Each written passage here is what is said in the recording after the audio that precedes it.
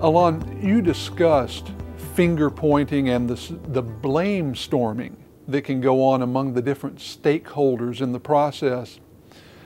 Ultimately, who do you see owning the entire end-to-end application performance management process?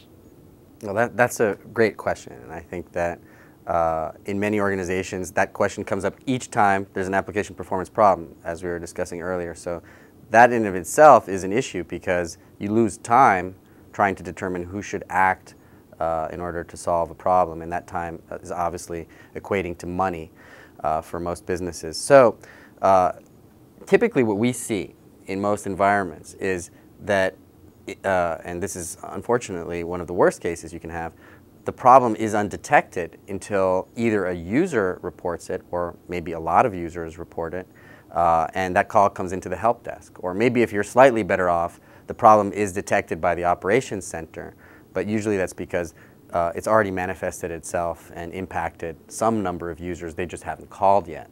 But in any case, both of those I think people will recognize as somewhat reactive. They're not ahead of the curve in solving the problem or preventing it from ever really breaking out in the organization. So at that point, what happens is the operations center usually tries to figure out where is the most likely cause of the problem. And since most people don't have a strong indicator of where that is, it has become sort of the classic thing in IT to first go to the network team. That's just sort of become a fact of life in a lot of IT organizations, that people think the first thing is it's a slow network. Just like we might say, you know, why are people late? There must be a lot of traffic. Well, probably the network is the reason why applications are running slowly. So as a matter of course now, what's happened is that the network team has become very adept because they've had to survive.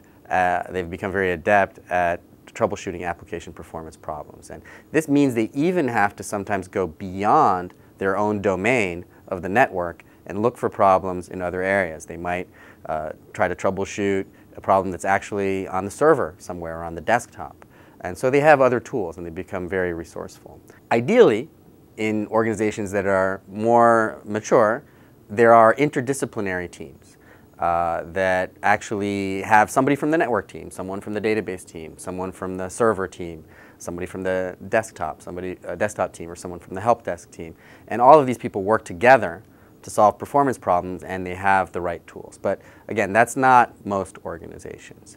But if they do have such a suite of tools, ideally those tools are well integrated so that people can properly hand off information to each other. If someone's investigating a problem from the network perspective and their tools indicate there's probably a problem on the application server, they can tell the person on the application server team, this is why I think the problem is yours. And they can have an appropriate handoff, and that has credibility, and the person will accept the information and take it from there. So this is where we like to see people progress to on the maturity curve, and this is where most people are able to become effective.